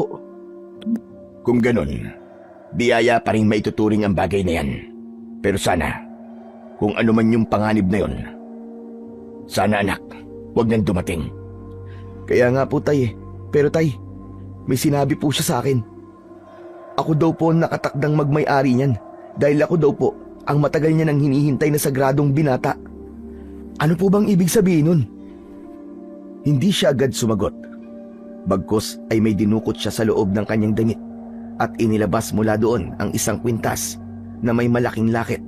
Binuksan niya ito at saka ibinigay sa akin. Yung nasa larawan, sila ang totoong mga magulang ko. Nung napulot ako ni tatay, nakita niya yan na suot-suot ko. Talaga po? Nakita niyo po ba sila o nakilala? Hindi anak. Pero sinubukan namin na hanapin sila noon ni tatay. Pero patay na sila. May isang albularyo na nakapagsabi sa amin na matagal na silang patay. Namatay sila sa isang digmaan ng mga aswang laban sa mga albularyo. Aswang? Tama ka. Totoo po ba mga aswang? Totoo mga aswang, anak. Sila ang pumatay sa tatay at nanay ko. Paano niyo po nasabi na sila po ang pumatay sa kanila? Matapos naming mabisita ang kanilang puntod, palagi ko na silang napapanaginipan. Ipinapakita nila yung nangyari noon. Ako lang ang nakaligtas sa sagupaang yon. Nakakatakot naman po yung nangyari. Pero tay, hindi mo pa sinasagot yung tanong ko eh. Bakit ako tinawag na sagradong binata ng kaluluwa? Ano pong kinalaman nun kina lolo at lola? Saka, ano pong kinalaman nung digmaan sa akin? Ang lahi natin, anak, ay may basbas. Ibig sabihin, may kakayahan tayong tumanggap at gumamit ng mga banal na bagay kung kinakailangan. Kaya ka tinawag na sagrado. Hindi dahil espesyal ka lang, kundi dahil dala mo ang dugo ng 2 taong may tungkuling espiritual. Hinawakan niya ang balikat ko. Tila sinisigurong naiintindihan ko lahat ng kanyang mga sinasabi. Hindi ko sinabi sa'yo dahil gusto kong palakihin ka bilang isang normal na bata. Ako man ay tumalikod sa tungkulin ng ating lahi. Madalas magpakita sa panaginip sina tatay at nanay noon para kumbinsihin akong maging albularyo din katulad nila. Pero magiging kapalit noon, maaari akong mahanap ng mga nakalaban nila na pumapatay sa ating lahi. Pero ngayon, mukhang hindi na natin maiiwasan ang tadhana. May nakatakda talagang nilalang na haharap sa mga aswang na yon. At ikaw yon, anak. Bigla akong natulala. Hindi ako handa sa katotohanan yon. Ngunit kung ako talaga ang nakatakda upang pumaslang at maging kasangkapan upang makamit ang katarungan sa pagkamatay ng aming mga ninuno, malugod kong tinatanggap ang tungkuling yon. Muli kong ibinalik ang lakit kay tatay, pero nang kunin niya ito, ay agad niyang isinuot sa akin. Bakit, tay? Ang sabi nila sa akin, kapag daw handa ka na, ipamana ko sa iyo ang kwintas na yan. Kaya sa iyo na yan. Alagaan mo. Huwag mong hahayaan na masira. Opo, tay. Iingatan ko po ito. Pangako po. Matapos kaming mag-usap, nagpahinga na kami ni tatay. Pero makalipas ang ilang oras, bigla akong nagising. Pawis na pawis ako kahit malamig. Maya-maya pa ay may narinig akong mga bulong. Mahina lang yon, pero nakakakilabot dahil parang nanggagaling sa ilalim ng lupa. Hindi ko maintindihan nung una Pero nang tumagal, naunawaan ko na rin. Ang sinasabi ng mga bulong, may paparating na kamatayan. Matapos yun, ay umalingasaw ang nakakasulasok na amoy. Pinaghalong amoy ng asupre at nabubulok na laman. Halos masuka ako at maubo ng malanghap ko yun. Bigla kong napalingon kay tatay, ngunit mahimbing ang kanyang tulog. Hindi ko na siya inistorbo. Agad akong tumayo at binuksan ang bintana. Bigla kong napatingin sa itaas. Nakita ko na maliwanag ang buwan. Pero yung langit ay namumula. Tapos mula sa baryo, narinig ko ang malalakas na alulong ng mga aso. Agad kong isinara ang bintana at muling tumabi kay tatay. Kinabahan ako at napahawak sa kwintas. Naramdaman ko na parang uminit ito. Sa sobrang takot at gulo ng isip ko, napatitig ako sa mga larawan. Nang buksan ko ang lakit, kinausap ko sila. Kung ito po talaga ang kapalaran ko, tulungan niyo po ako. Gabayan niyo po ako sa laban na nakatakda po para sa akin. Sana po, mapagtagumpayan ko.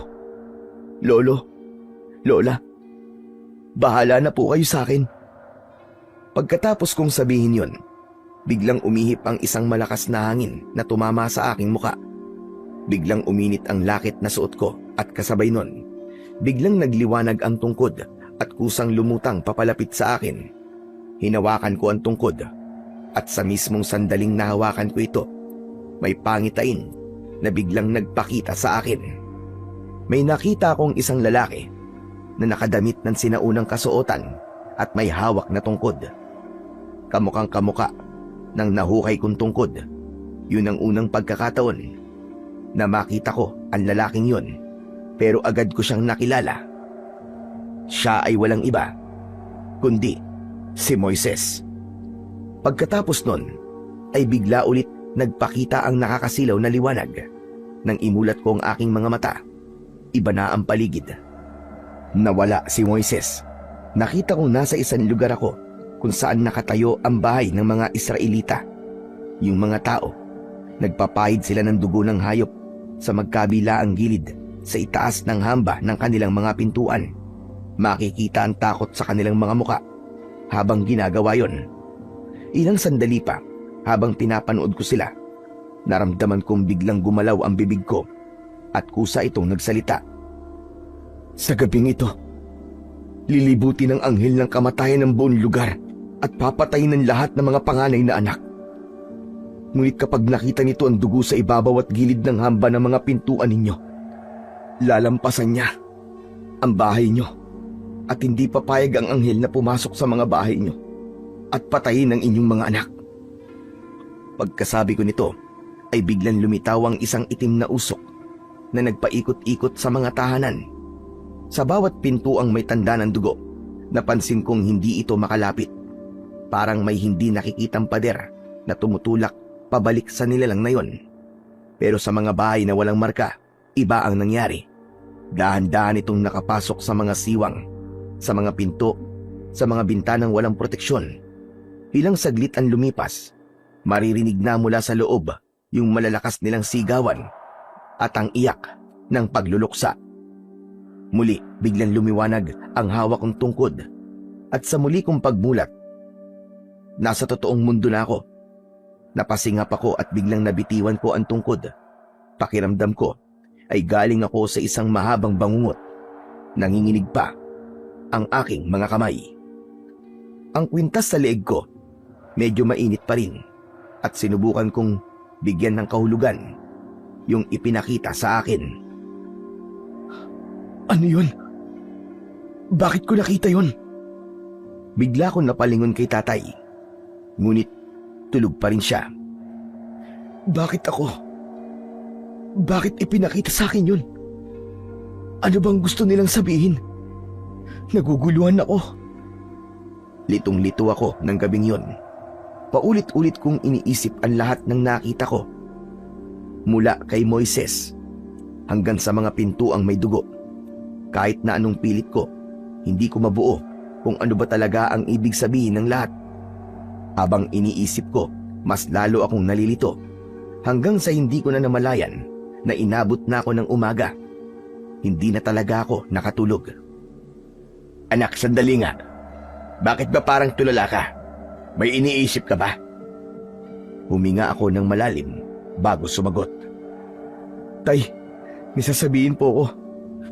May nakita po ako kagabi. Parang pangitain. Si Moises po. Tapos yung kwento tungkol sa paglalagay ng dugo sa mga hamba ng pinto. At may nakita rin po akong parang anghel ng kamatayan na nag-aan yung usok. Hindi ko po alam kung bakit po pinakita sa akin eh. Tahimik si tatay sandali. Para bang may inaalala. Anak, mukhang alam ko na ang kinalaman ng lolo at lola mo sa lahat ng to. At kung bakit ikaw ang pinili. Ano tay? Di ba sinabi ko sa'yo na napanaginipan ko yung mga nangyari nun sa kanila? Anak, yung mga aswang na nakalaban nila, hindi sila ordinaryong mga aswang. Sila yung mga nilalang na kayang mag-anyong usok para makapasok sa mga bahay nang hindi napapansin. Tapos kapag nakapasok na sa loob, doon lumilitaw ang mga nilalang na kayang pumaslang gamit ang kanilang mga matutulis na pangil at kuko. Anong tawag sa mga aswang na yun? Sila ang mga aswang na bakaak. Sila ang sumira sa baryong pinanggalingan ko. At sila rin ang pumatay, kina lolo at lola mo, pati na sa mga albularyong kasama nilang lumaban noon. Ang ibig sabihin tay, yung pangitain ay posibleng maganap ulit yung pangyayari na yun? Posible anak, kaya kailangan natin balaan ng mga tao. Balaan ng mga tao? Meron po bang maniniwala sa atin tay? Maaaring meron o wala, pero mahalaga, masabi natin sa kanila ang babalang ipinakita sa'yo. Kung sakaling may maniwala, paano po natin sila maililigtas? Anak, hindi mo pa ba nakuha yung mensahe ng tungkod sa'yo? Hindi po tay eh. Bigla ko natigilan nang maisip ang isang bagay. Hanggang sa napatitig ako kay tatay. Teka, naiintindihan ko na po. Gusto niyang tularan ko yung ginawa noon ng mga Israelita. Yung naligtas sila mula sa anghel ng kamatayan dahil sa mga tanda na nilagay nila sa hamba ng pintuan. Tama ka anak, kaya halika na. Balaan natin sila. Agad kaming naglakad ni tatay pauwi sa baryo. Maaga pa, kaya karamihan ay abala sa paghahanda ng almusal o paghahanda sa pagpasok nila sa kani-kanilang mga trabaho. Ipiniliwanag namin ang panganib sa kanila. Sinabi namin na maglagay sila ng tanda sa mga hamba ng pintuan. Kailangan ay dugo ng kahit na anong hayop para may proteksyon sila. Pero hindi naging madali ang lahat. Habang binabalaan namin sila, napansin kong marami ang hindi naniniwala. May mga tumatawa at napapailing. May ilan na nakinig, pero agad ding tumalikod na parabang walang saysay ang mga sinabi namin. Pagkatapos ng halos kalahating araw, napaulit-ulit na pakiusap at pagmamakaawa, iilang bahay lang ang pumayag na maglagay ng tanda. Ang karamihan, binaliwala lang kami. Nagpatuloy pa kami sa paglalakad hanggang sa makarating kami sa bahay nina Auntie Corazon at Uncle Chris. Naroon pa rin ang lamay ng asawa ni Auntie at may ilang taong nagbabantay at nakikiramay sa harapan. Paglapit namin, sabay-sabay silang napatingin. Kita ko kagad ang gulat sa mukha nila nang makita si tatay. Paglapit ng mga kapatid niya, agad nila kaming tinanong, Nandito ka ba? Para maggulo? Wala akong balak na ganyan ate. May sasabihin lang ako. Ano yon? Kung tungkol ito sa lupa, sinabi ko na. Itutuloy namin yung pag-uukay pagkatapos ng libing. Hindi mo kami mapipigilan. Hindi naman ako nagpunta rito para pigilan kayo eh. Saka hindi rin naman na ako kukontra. Teka, totoo ba yan? Ba't ang bilis mo atang kausap ngayon, kuya? Ano bang kapalit? Yung kubo at lupa sa bukid. Ibigay niyo sa amin ng anak ko. Kapalit ng lupa ko dito sa baryo. Nagkatinginan muna silang magkapatid bago sumagot sa akin. Sige, payag kami. Deal na yan ha? May isa pa akong kondisyon. Ano na naman yon? Mamayang gabi, isarado niyo ang bahay niyo. Huwag kayong tatanggap ng kahit sinong bisita, kahit kakilala pa ninyo. Magkatay kayo ng manok o kahit na anong hayop na meron kayo. Sahurin niyo ang dugo at ipuna sa mga hamba ng pintuan. Sa taas sa magkabila ang gilid. Pagkatapos, lutuin niyo ang karne at pagsaluhan niyo mamayang hapunan. Lama ito ng asawa ko. Bakit ko naman gagawin yan? Basta gawin niyo. Para ito sa kaligtasan niyo. Hindi ako nagbibiro. Yung dalawang yun lang ang hinihingi kong kapalit. Walang sumagot sa dalawa. Pareho lang silang nagkatinginan at pagkatapos ay dahan-dahan ang tumalikod at bumalik sa loob ng bahay. Pag-alis namin doon, dumiretso na kami pauwi. At pagdating doon, agad kaming naghanda para sa mga paparating na kalaban. Makalipas ang ilang oras, habang papagabi, pabigat ng pabigat ang nararamdaman ko. Para bang may ibinubulong ang hangin. Bigla kaming nagkatinginan ni tatay nang makarinig ng malalakas na alulong ng aso mula sa hindi kalayuan. Tay, tara na! Mukhang paparating na sila! Kumpleto na ba mga gamit mo, anak? Yung kwintas nasa iyo na? Yung tungkod? Opo, tay. Nandito na po lahat. Mabuti naman kung ganon. Pero alam mo, anak, kanina ko pang gustong sabihin sa iyo to eh. Paano kaya, anak, kung dito na lang tayo sa bahay? Huwag na tayong lumabas. Tay, hindi po pwede. Marami po mamamatay panigurado. Tulad po na sinabi ng Kastila na yun. Ay, nako. Kung bakit ba naman kasi binalaan na? Ayaw pang maniwala. Ang titigas ng ulo. Ayaw makinig. Kahit sabihin nating may paparating na panganib, wala silang pakialam na para bang mas gusto pa nilang mapahamak. Ganyan po talaga, tay. Hindi lahat maniniwala hanggat walang nasasaktan. Pero tay, kahit ganun, hindi natin sila pwedeng pabayaan.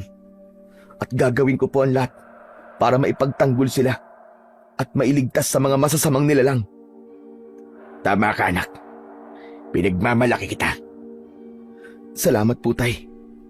Pero sana po, matapos na po agad ang gabing ito nang walang masyadong dugong dumanak. Magaling ka, anak. Manalangin ka sa Panginoong Diyos upang matupad ang hiling mo na yan. Humingi ka ng gabay sa Kanya.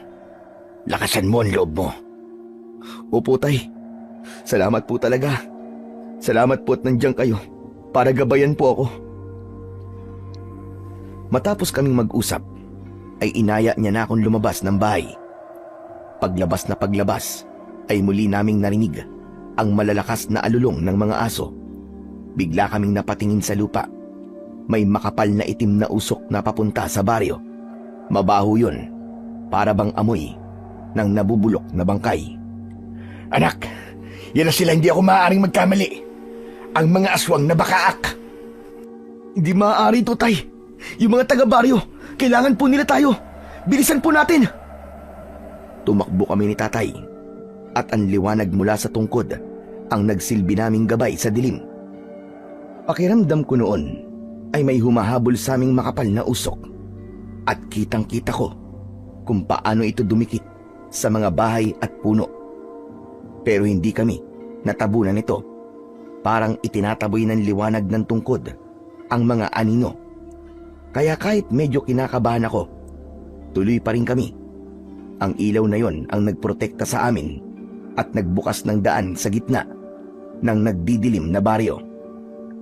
Ilang sandali ang lumipas, nasa baryo na kami. Yung mga itim na usok, pumapasok sila sa mga siwang ng mga pintuan at pagkatapos nun, maririnig sa mga kabahayan ang malalakas na sigawan at iyak ng pagluluksa. At sa gitna ng lahat ng yon, may isang malaki at makapal na usok ang bigla na lamang humarang sa amin. Pagkatapos, unti-unti itong nabuo.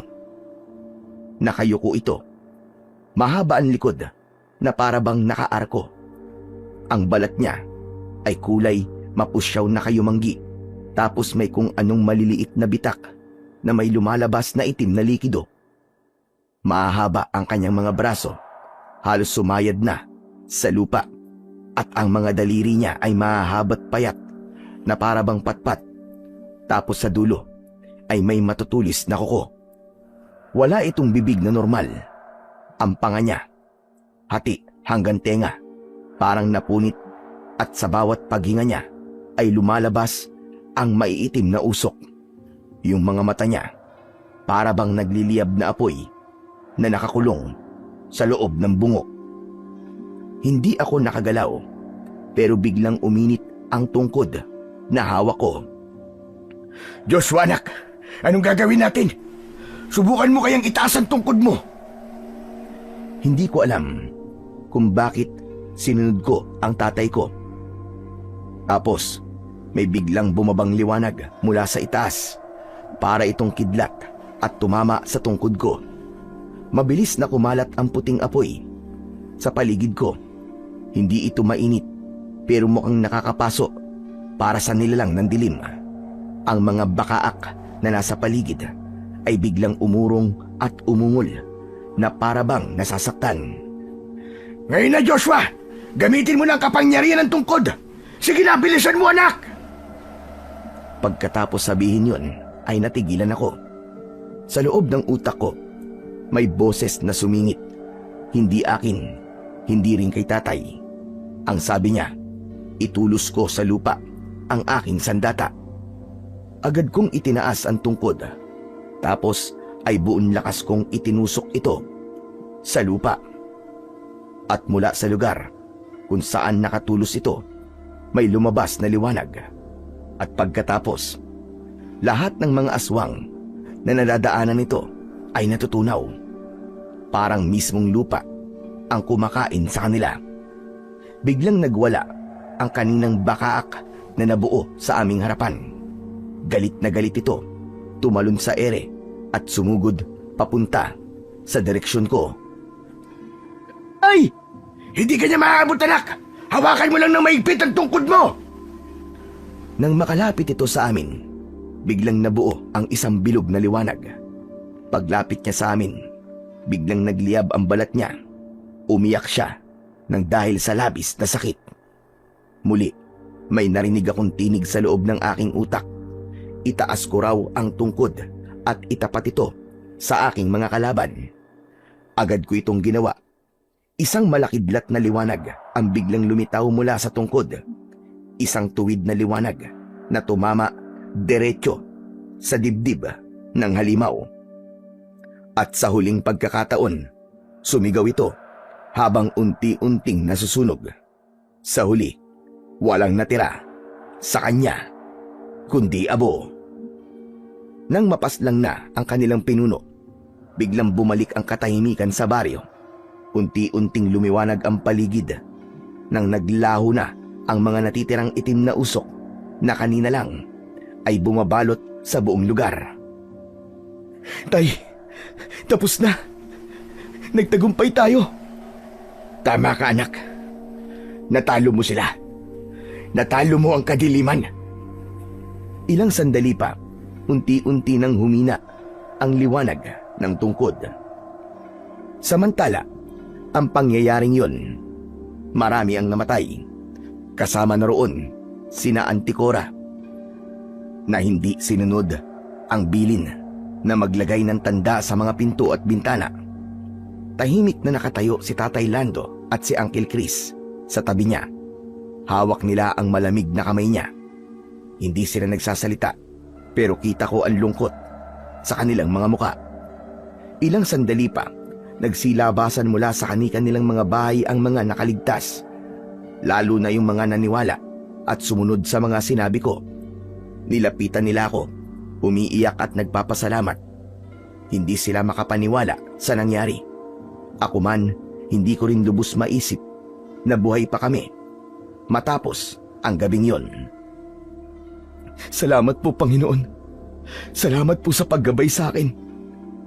Salamat po sa pagpapaintulot mong magamit ko ang banal na bagay na ito laban sa kasamaan. Matapos kong mabanggit ang dasal, narinig kong nag-usap ang dalawa. Kuya, patawad. Bakit? Ano ang hinihingi mo ng tawad? Hindi kasi namin pinakinggan. Tapos pinagtawanan pa namin kayo. Akala namin nababaliw lang kayong mag-amay. Pero totoo pala mga sinasabi ninyo. Kung nakinig lang sana kami ni ate, sana buhay pa siya. Chris, wala kang kasalanan. Hindi kita sisisiin. Wala namang may gusto nang nangyari. Wala na tayong magagawa, kundi ang ipagdasal siya. Ang mahalaga, buhay ka. Ligtas tayo. Salamat kuya. Salamat sa inyong dalawa. Utang namin sa inyo ang aming mga buhay. Salamat din. Siya nga pala. Simula ngayon, ayusin na natin ang pamilya natin, ha? Oo kuya. Salamat. Dahan-dahan silang nagyakap. Tahimik lang akong nakatayo sa tabi nila. Pinapanood ang sandaling yon. Napagtanto ko na kahit na maraming sigalot kaming napagdaanan, may pagkakataon pa rin para magsimula ng panibagong buhay. Samantala, pagkatapos ng nangyari, marami sa mga taga-baryo ang lumipat na sa ibang lugar dahil sa takot, pero may ilan din na piniling ipagpatuloy ang buhay doon. Si Uncle Chris at tatay dahan-dahan ding bumangon mula sa lungkot. Nakita ko kung paano nilang tinanggap ang nangyari at nagsimulang buuin muli ang buhay tulad ng ibang mga taga-baryo. Ako naman, natutunan ko kung gaano kahalaga ang yamang ipinagkaloob sa akin. Isang uri ng kayamanan na nagbigay buhay sa marami at nagturo sa akin ng maraming bagay tungkol sa tapang, pananampalataya at pagmamahal sa pamilya. Habang lumilipas ang mga araw, unti-unti ring nagiging maayos ang baryo. Ang mga marka sa pintuan naging paalala ng gabay at proteksyon na hatid ng tungkod, at umaasa kaming hindi na muling babalik ang mga masasamang nilalang. Samantala isang gabi, habang tahimik ako sa bukid, narinig ko ang isang malakas at malinaw na boses. Inutusan ako nitong muli kong ibaon sa lupa ang tungkod. Agad ko naman yung sinunod, at nang matapos, sabi ng tinig, kapag daw may ibang magtatangkang hukayin ito, ay hindi nila makikita. Makukuha lang daw ito ng bagong tagapangalaga sa tamang oras at sa tamang pangangailangan. Matapos yun, tumingala ako sa langit at nagpasalamat. Dito na po natatapos ang aking kwento ng kababalagan. Ano po, ay may napulot po kayong aral sa kwentong ito at magkaroon pa kayo ng matinding pananampalataya sa ating Puong May Kapal.